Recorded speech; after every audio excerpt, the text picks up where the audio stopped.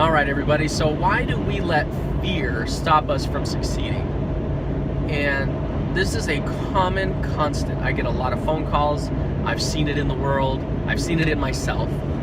We always get held back by our fear. And then someday we figure out how to get past that fear, and then things get better. And then now there's the new fear, right? There's always something out there that's waiting on us. So I wanted to use the example of when I taught my son, who's a little older now, but at the time, I was teaching him how to ride his bicycle. And I remember taking him to a parking lot, putting his helmet on, getting him all set up, and I'm gonna hold that bike for him. I'm gonna be his training wheels, just like any good parent does. But there was this just fear in his eyes and this shakiness in his behavior, and he was just nervous to start pedaling that bike, even though he knew that Dad was gonna hold on to the bike. So we finally get him going, encourage him along, and he starts pedaling the bicycle, and we keep moving along. And, as he starts to gain momentum, the bike starts to steady itself. Now I'm not really holding the bike, I'm just kind of steadying it. And ultimately, after several rounds of this, get to a point where without him realizing, I just let go and let him ride. And he finally realizes what has happened, and utter elation hits his face because he's doing it on his own and he now knows it. And I realized that as we look at what we're doing in our business, what we're doing in our life, we want to change. I think all of us are constantly looking for that next better thing for ourselves. But what stops us is the fear that we're going to get hurt. And we don't realize that there is so many people out around us. There's so much. We live in an information world that if we only knew that the information that we needed to help us, to be our guide, the person to steady us along if we were riding that bicycle, it's there. It's there to help us. It's there to take us to the next level. And we just got to utilize it. And then what happens is when we finally get past that hurdle of fear, utter elation hits in. And now we can be happy with our successes. We can, move forward. We've done it. So to kind of transverse that forward a little bit, everybody here that's used to my channel, I am a real estate investor down in Southern Arizona. And what I've been able to do is when I started transitioning from a day job to actually going out and buying real estate, I didn't have the money, I didn't have the knowledge, I had the tools, I'd gone out and figured that part out, but I didn't have 10 years of experience flipping houses. This was my first one.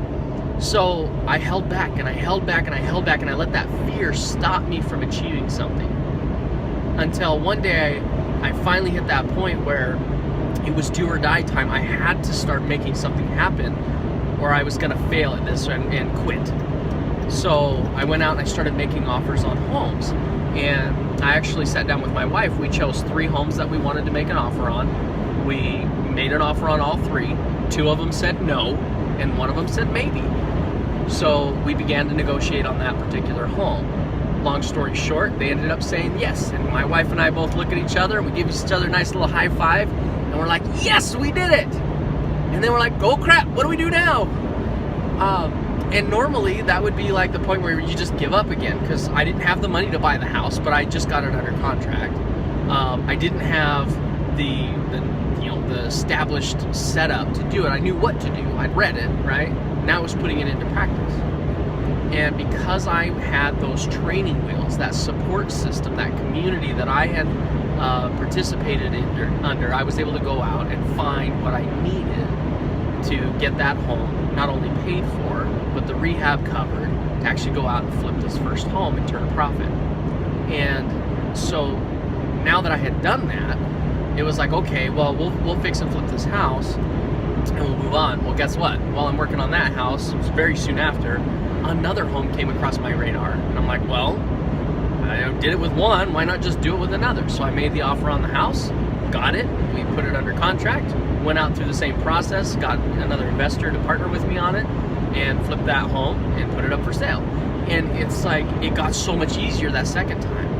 And then before I knew it, I had several houses all being worked on at the same time using the similar model. And why was it that for months I was too chicken and too fearful to do the first one? And yet as soon as I got through it and I was done, all of a sudden I had 4. It's because I got through the fear. Now it was easy. Much like my son now, when he first learned to ride that bicycle, was scared to death that dad was going to let go and that he was going to have to do it on his own. And that now, he picks up the bicycle, he rides it down to the street, and it's no big deal. So I want you to think about that when you have those fears that are just in your head. Know that you can network, that you can find the people that you can work with.